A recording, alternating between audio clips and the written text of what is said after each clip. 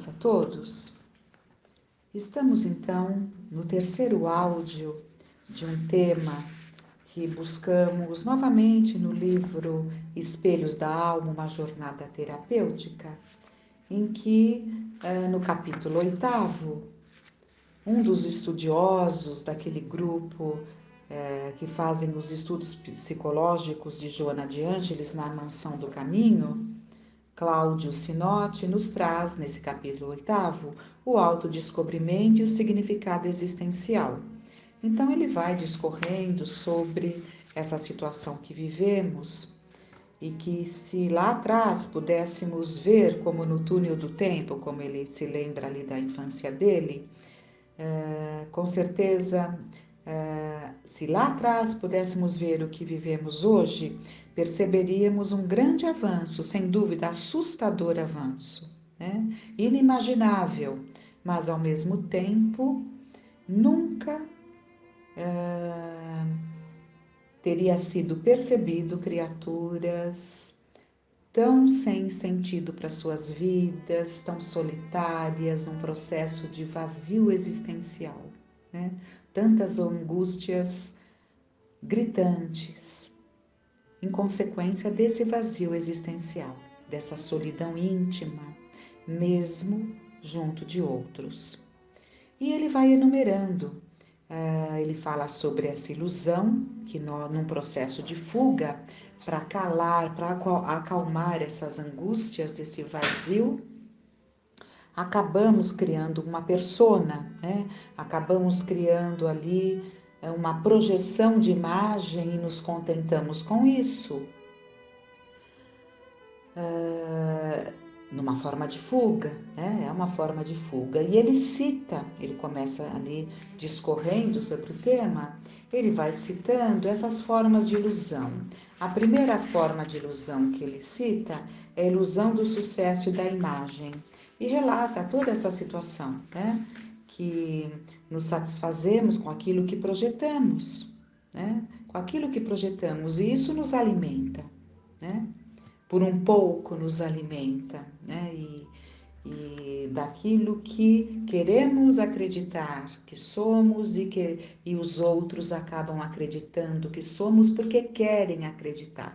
Na verdade, fica muito claro que esse processo patológico, podemos falar assim, é uma situação coletiva, porque é um coletivo que mergulhou nessa situação. Não é alguém que simplesmente faz isso, porque se não fosse um mal coletivo, não encontraria ali os aplausos, e se encontra, né? E se encontra muitos aplausos. Então, ele fala da ilusão do sucesso da imagem, depois ele vai falando da ilusão do ter, e é esse ponto que nós estamos, né? Dando continuidade. Eu vou retomar até o último capítulo do último áudio, ele vai falando da ilusão do consumo, é muito, muito interessante. Vamos retomar um pouquinho. Na ilusão do consumo se faz algo parecido com esses costumes tribais. Antes ele havia citado daquelas tribos que pegavam ali, né, pedaços do inimigo, um grande combatente, um grande lutador, então entendiam que tendo ali aquelas coisas todas daqueles inimigos, né, dos corpos, faziam ali pedaços dos corpos para sentirem o poder do outro, né? Ele fala até de tribos que colocavam uma pele de onça, uma cabeça de leão, e tudo isso mostrava poder. Então vocês vejam como isso é primitivo, como isso é tribal, né? Natural nas tribos.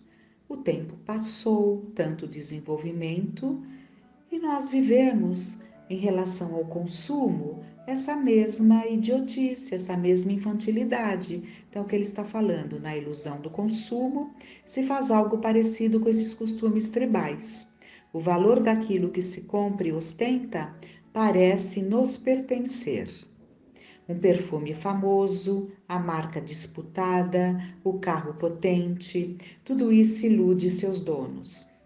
fazendo-os pensar que sua personalidade agrega o valor do objeto possuído.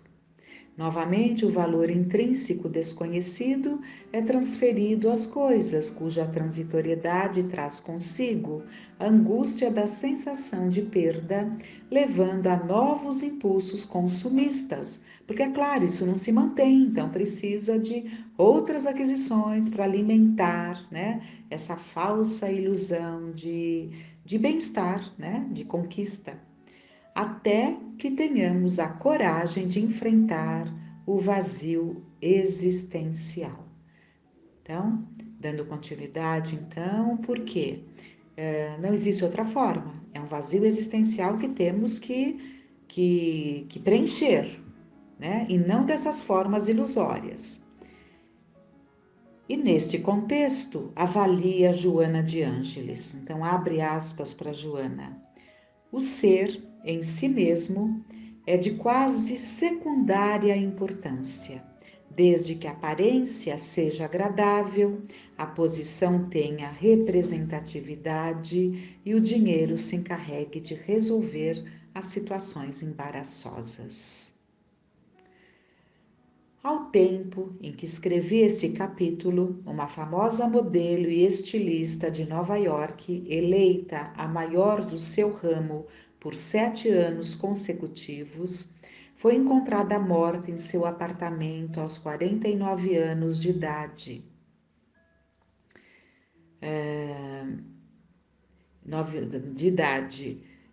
Pelas evidências, a polícia concluiu que ela cometeu suicídio.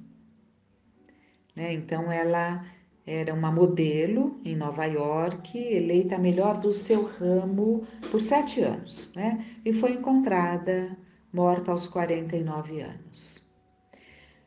Deixou para o namorado um dos maiores astros da música de todos os tempos, uma herança estimada em 9 milhões de dólares. Uma grande fortuna, certamente, mas que não conseguiu preencher o seu vazio existencial.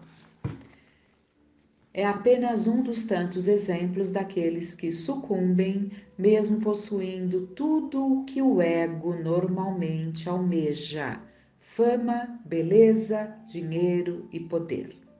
Mas isso não é o bastante para a alma que pede que os próprios valores internos nos sustentem, independente da condição externa na qual nos encontremos. Então, mesmo assim, nadando em facilidades, né? E provavelmente em beleza, né? Porque era uma modelo, fama, porque era famosa, muito dinheiro e poder, porque tudo isso leva a poder, né? Mas, mesmo assim, né? Nós precisamos que os valores internos sejam sustentados, né? Nos sustentem. Se nós não buscarmos isso, não há exterioridades, né, que a vida nos proporcione que conseguirá preencher esse vazio. No caminho do autodescobrimento, precisamos descobrir onde a ilusão do ter encontra morada em nós, diminuindo a força da atração que nos faz ceder a esse encantamento, né? Nós vimos aí já nos outros trechos como uma comparação com o canto da sereia, né? Então, a força da atração que nos faz ceder a este encantamento, adquirindo consciência dos verdadeiros valores que possuímos. Então, esse foi o que eles trouxeram, ele trouxe como apontamento na ilusão do ter.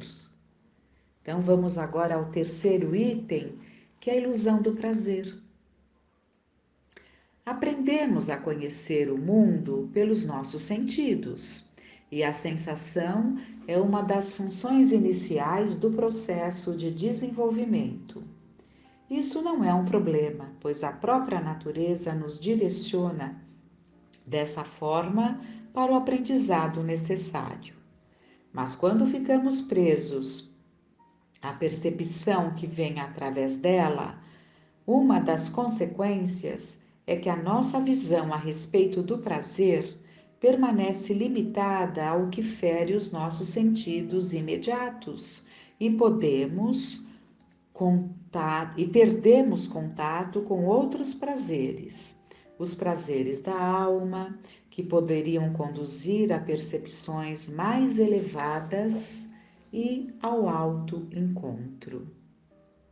Narram as tradições budistas que quando Siddhartha Gautama encontrava-se meditando embaixo da figueira com o propósito de atingir a iluminação, Mara, a deusa da ilusão, fez de tudo para que o príncipe desistisse do seu objetivo.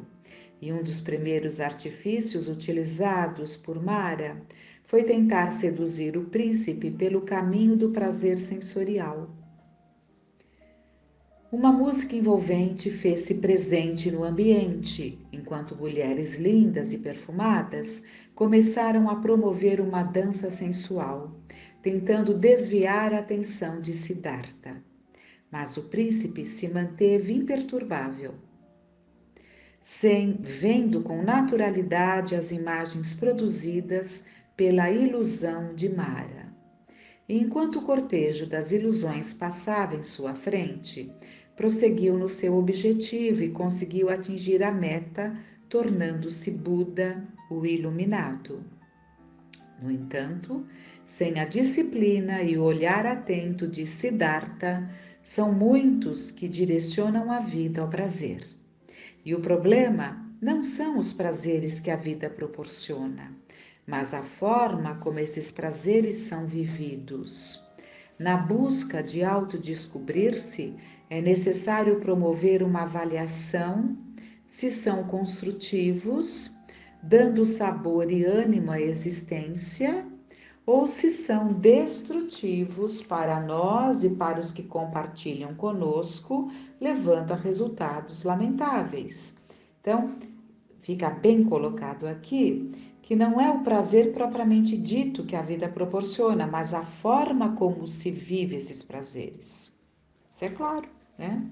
Freud percebeu o forte impulso psíquico para a realização do prazer, estabelecendo que, na teoria da psicanálise, não hesitamos em supor que o curso tomado pelos eventos mentais está automaticamente regulado pelo princípio do prazer, pois existe na mente uma forte tendência no sentido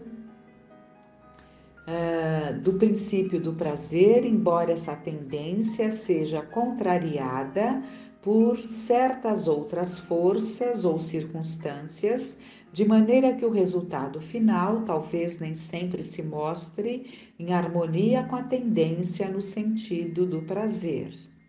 No entanto, não obstante as pulsões orgânicas e de prazer que Freud explicava através do id, existe um processo psíquico muito mais amplo e profundo. A psique busca e promove a própria realização do ser, mas necessita de participação consciente para que sintonizemos corpo e alma nessa jornada profunda. Não se trata de uma negação do corpo e de todas as suas pulsões, nem mesmo do prazer, mas da canalização construtiva destas forças. É muito bom que entendamos que Deus colocou nas nossas necessidades o prazer. Se Ele colocou nas nossas necessidades o prazer, em todas as nossas necessidades fisiológicas, em todas, há o prazer. Né? Se há o prazer, é porque a intenção de Deus é que essas forças sejam usadas, né? A benefício do nosso crescimento, num processo natural. Então, se existe o prazer, o problema não está no prazer. O problema, como já foi dito aí, né, é a forma como se utiliza esse recurso, né? Podemos chamar de recurso. Então, não se trata de uma negação do corpo e de todas as suas pulsões, nem mesmo do prazer. Não se trata de negar-se o prazer, mas da canalização construtiva dessas forças. O corpo e a energia devem estar a serviço da psique, não o oposto. Então, não pode ser o corpo que nos comanda, a nossa psique, aliás, a nossa psique tem que ser, né, a controladora, né? Nós somos os donos do nosso corpo e não o corpo nos comandar. Nesse sentido, a proposta da psicologia analítica, assim como da transpessoal e espírita, são mais profundas ao constatarem uma finalidade que a psique busca sem cessar. E qual seria essa finalidade? A individuação, ou seja, a realização de si mesmo. Então, chama-se de individuação, a realização de si mesmo. Então, cada vez mais o homem caminha para esse objetivo. Não fugiremos, é uma fatalidade nas nossas vidas, mas muito temos andado em descaminho, em descompasso. Assim sendo, até o princípio do prazer deve estar a serviço do princípio de realização plena. Mas as sereias do prazer permeiam toda a cultura. Os bacos modernos continuam com o seu séquito de loucura, e Mara encontra mentes e corpos disponíveis ao prazer a qualquer custo, demonstrando a infância psicológica e espiritual presente na civilização moderna. O ser fisiológico ainda tem predominância sobre o ser psicológico. E enquanto o indivíduo não se disciplina e educa, prefere os prazeres que possam saciar os sentidos, mesmo que a elevado custo para a alma. Outras ilusões compõem o quadro psicológico no qual nos encontramos, e cada um é convidado a avaliar qual é ou quais são as ilusões que me dominam. Somente nos libertando delas é que prosseguiremos no intento do autoencontro. Tal qual Ulisses, somos convidados a permanecer atados ao mastro da consciência, enquanto educamos as nossas próprias forças para não darem ouvidos ao canto da sereia que se encontra em toda parte, vinculado à cultura dita civilizada, vendida pelos meios de comunicação e abrigada pela sociedade como um todo, né? Então, está em toda parte. O canto da sereia está em toda parte, né?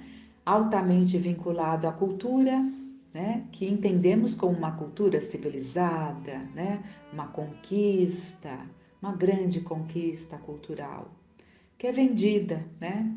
Pelos meios de comunicação e abrigada pela sociedade como um todo. É vendida, mas é comprada, né? É vendida e é comprada, por isso que se investe nesse sentido, porque vende-se muito, porque compra-se muito, né?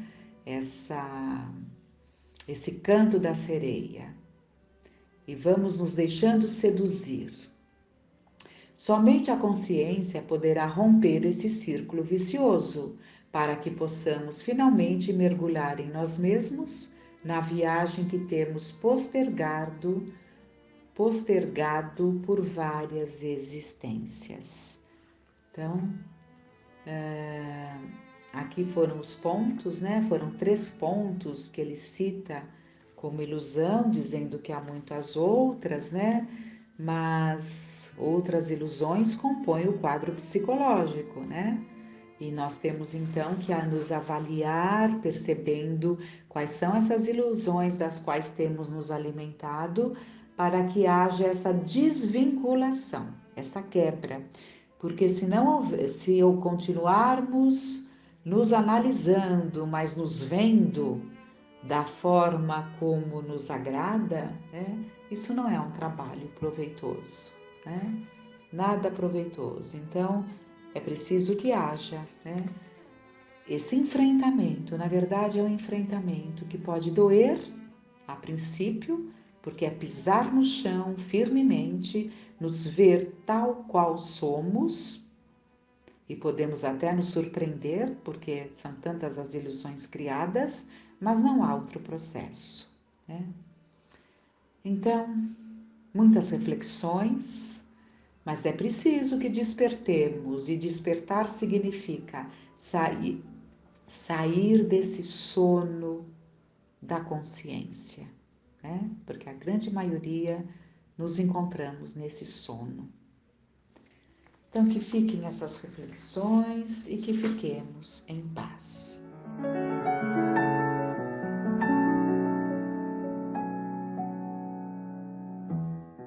Olá pessoal, tudo bem? Vamos continuar o estudo do nosso livro Os Prazeres da Alma. Estamos no tema autoconhecimento, já finalizando. Eu vou retomar do começo do parágrafo. Não podemos projetar nossas atitudes rudes, sombrias, insuportáveis e complicadas sobre entidades exteriores como os demônios. A característica básica daqueles que acreditam em seres criados especificamente para o mal é buscar constantemente um bode expiatório para tudo na vida. As criaturas que assim creem precisam, no fundo, negar seu lado fraco ou impulsos inaceitáveis, culpando o mundo pelo desequilíbrio que eles não veem em si mesmas. Paramos aí. Seguindo. São consideradas caçadoras crônicas de bodes expiatórios e quase sempre escapam de suas responsabilidades, atos e consequências com uma projeção do tipo: o diabo ou os maus espíritos me levaram a fazer ou falar isso. O Espiritismo ensina que o desequilíbrio reside na intimidade de cada um de nós. Quando temos a coragem de ouvir os demônios interiores, que simbolizam alguns aspectos de nossa sombra, isso é, aquelas tendências em nós que mais tememos e das quais fugimos, atingimos com mais facilidade a auto-melhoria. E aqui vem uma questão do Livro dos Espíritos, livro 2º, capítulo 1, dos Espíritos, item 8, Anjos e Demônios. Há demônio no sentido que se dá a essa palavra? Se houvesse demônio, eles seriam obra de Deus, e Deus seria justo e bom, criando seres infelizes eternamente voltados ao mal? Se há demônios, é no teu mundo interior e em outros semelhantes que eles residem. São esses homens hipócritas que fazem de um Deus justo um Deus mau e vingativo, que pensam lhe ser agradáveis pelas abominações que cometem em seu nome. Aqui tem uma nota muito extensa, vou ler apenas o resumo. A palavra demônio não implica a ideia de espírito mau, senão na sua significação moderna, porque a palavra grega daimon, da qual se origina, significa gênio, inteligência, e se emprega para designar os seres incorpóreos, bons ou maus sem distinção. Ele dirigiu-se a eles, caminhando sobre o mar. Os discípulos, porém, vendo que caminhava sobre o mar, ficaram atemorizados.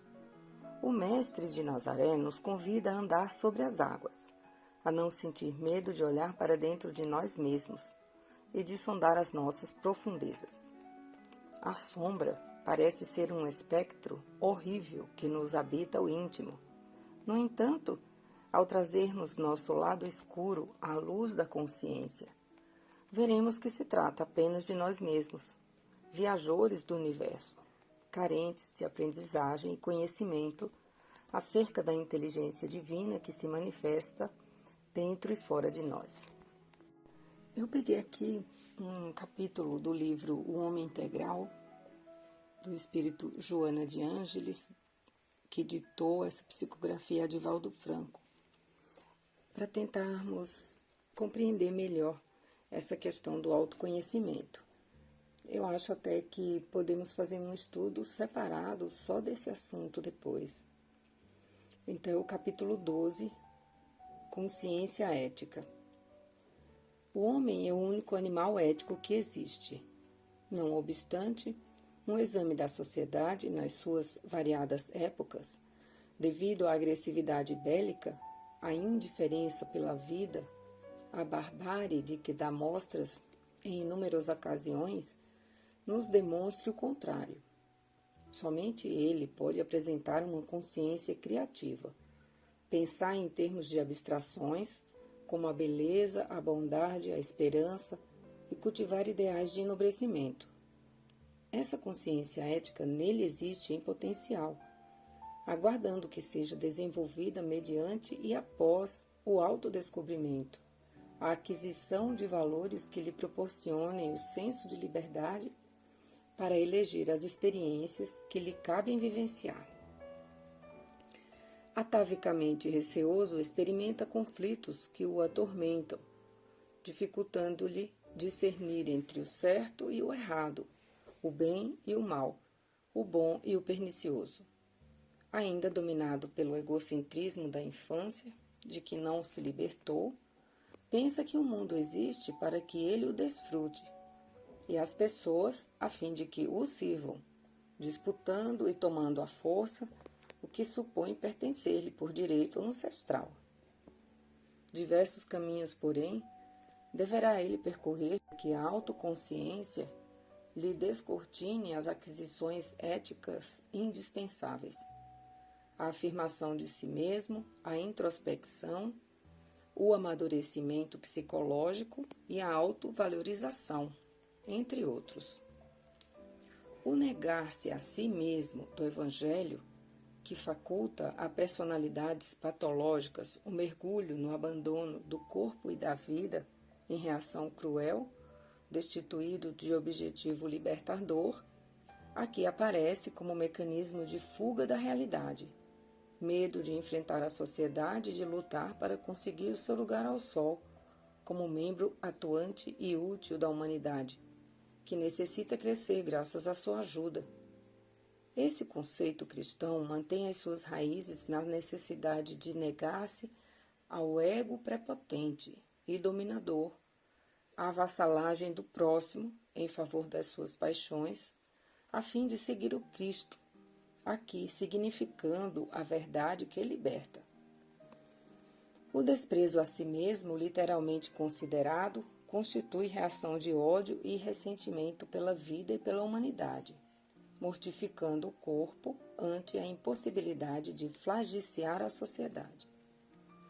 O homem que se afirma pela ação bem direcionada conquista resistência para perseverar na busca das metas que estabelece, amadurecendo a consciência ética de responsabilidade e dever, o que o credencia a logros mais audaciosos.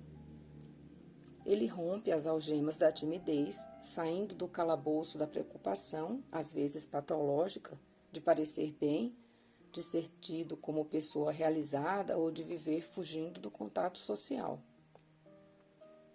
Ou, pelo contrário, canaliza a agressividade, a impetuosidade de que se vê possuído para superar os impulsos ansiosos, aprendendo a conviver com equilíbrio e em grupo, no qual há respeito entre os seus membros, sem dominadores nem dominados.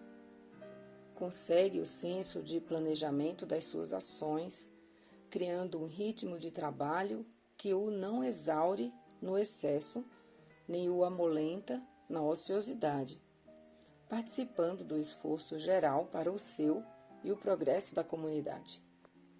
Adquire um conceito lógico de tempo e oportunidade para a realização dos seus empreendimentos, confiando com tranquilidade no resultado dos esforços dispendidos.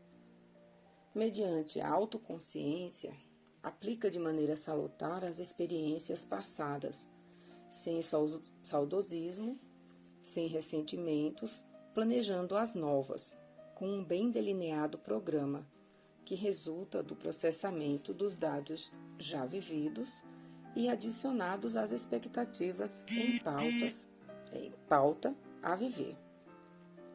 Por sua vez, o fenômeno da autoconsciência consiste no conhecimento lógico do que fazer e como executá-lo, sem conceder-lhe demasiada importância que se transforme numa obsessão pela minudência de detalhes e face ao excesso de cuidados, correndo o risco do lamentável perfeccionismo. Ele resulta de uma forma de dilatação do que se sabe, de uma consciência vigilante e lúcida do que se realiza, expandindo a vida, e como efeito, graças ao dinamismo adquirido, sentir-se liberado de tensões, fora de conflitos. Essa conquista de si mesmo enseja maior soma de realizações, mais amplo campo de criatividade, mais espontaneidade. A introspecção ajuda-o por ser o processo de conduzir a atenção para dentro, para a análise das possibilidades íntimas, para a reflexão do conteúdo emocional e a meditação que lhe desenvolva as forças latentes. Desse modo, não pode afastar o homem para lugares especiais ou favorecer comportamentos exóticos, desligando-se do mundo objetivo, caindo em alienação. Vivendo-se no mundo, torna-se inevitável vencer-lhes os impositivos negativos, tempestuosos das pressões esmagadoras, diante dos seus desafios, e enfrentá-los com natural disposição de luta, não alterando o comportamento, nem o deixando estiolar-se. É muito comum a atitude apressada de viver-se emocionalmente acontecimentos futuros que certamente não se darão ou que ocorrerão de forma diversa da que a ansiedade estabelece. As impressões do futuro, como consequência de tal conduta, antecipam-se, afligindo sem que o indivíduo viva as realidades do presente, confortadoras. Para essa conduta ansiosa, Jesus recomendava que a cada dia baste a sua aflição, favorecendo o ser com equilíbrio para manter-se diante de cada hora e fruí-la conforme se apresente. A introspecção cria o clima de segurança emocional para a realização de cada ação de uma vez e a vivência de cada minuto no seu tempo próprio. Ajuda a manter a calma e a valorizar a sucessão das horas. O homem introspectivo, todavia, não se identifica pela carranca, pela severidade do olhar, pela distância da realidade, tampouco pela falsa superioridade em relação às outras pessoas. Tais posturas são formalistas, que denunciam preocupação com o exterior, sem contribuição íntimo-transformadora. Antes, surge com peculiar luminosidade na face e no olhar, comedido ou atuando conforme o momento, porém sem perturbar-se ou perturbar, transmitindo serenidade, confiança e vigor. A introspecção torna-se um ato saudável, não um vício ou evasão da realidade. À medida que o homem se penetra, mais amadurece psicologicamente, saindo da proteção fictícia em que se esconde, dependência da mãe, da infância, do medo, da ansiedade, do ódio e do ressentimento e da solidão, para assumir a sua identidade, a sua humanidade. As ações humanistas são o passo que desvela a consciência ética no indivíduo que já não se contenta com a experiência do prazer pessoal egoísta, dando-se conta das necessidades que lhe vigem em volta, aguardando a sua contribuição. Nesse sentido, a sua humanidade se dilata por perceber que a felicidade é um estado de bem-estar que se irradia, alcançando outros indivíduos, ao invés de recolher-se em detrimento do próximo. Qual uma luz, expande-se em todas as direções, sem perder a plenitude do centro, de onde se agiganta. Amplia-se-lhe, desta forma, o senso da responsabilidade pela vida em todas as suas expressões, tornando-se um ser humano ético que é agente do progresso, das edificações beneficentes e culturais. A perseguição da inveja não o perturba, tampouco a bajulação da indignidade o sensibiliza. Paira nele a compreensão dos reais valores que o propele a avançar sem timidez, sem pressa, sem temor. A sua se transforma em uma existência útil para o meio social, tornando-se parte ativa da comunidade que passa a servir sem autoritarismo nem prejuízo emocional para si mesmo ou para o grupo. A consciência ética é a conquista da iluminação, da lucidez intelecto-moral, do dever solidário e humano. Ela proporciona uma criatividade construtiva ilimitada que conduz à santificação na fé e na religião, ao heroísmo na luta cotidiana e nas batalhas profissionais, ao apogeu na arte, na ciência, na filosofia, pelo empenho que enseja em favor de uma plena identificação com o ideal esposado. São Vicente de Paulo, Nietzsche, Allan Kardec, Freud, Cézanne são exemplos diversos de homens que adquiriram um estado de consciência ética aplicada em favor da humanidade. Agora vamos ouvir também uma página de Emmanuel, do livro Fonte Viva. A questão 101, a cortina do eu. Porque todos buscam o que é seu e não o que é do Cristo Jesus. Paulo, Filipenses 2:21. Em verdade, estudamos com o Cristo a ciência divina de ligação com o Pai, mas ainda nos achamos muito distantes da genuína comunhão com os interesses divinos. Por trás da cortina do eu, conservamos lamentável cegueira diante da vida. Examinemos imparcialmente as atitudes que nos são peculiares nos próprios serviços do bem, de que somos cooperadores iniciantes, e observaremos que mesmo aí, em assuntos da virtude, a nossa percentagem de capricho individual é invariavelmente enorme. A lenda de Narciso permanece viva em nossos mínimos gestos, em maior ou menor porção. Em tudo e em toda parte, apaixonamo-nos pela nossa própria imagem. Nos seres mais queridos, habitualmente amamos a nós mesmos, porque se demonstram pontos de vista diferentes dos nossos, ainda mesmo quando superiores aos princípios que esposamos, instintivamente enfraquecemos a afeição que lhes consagrávamos.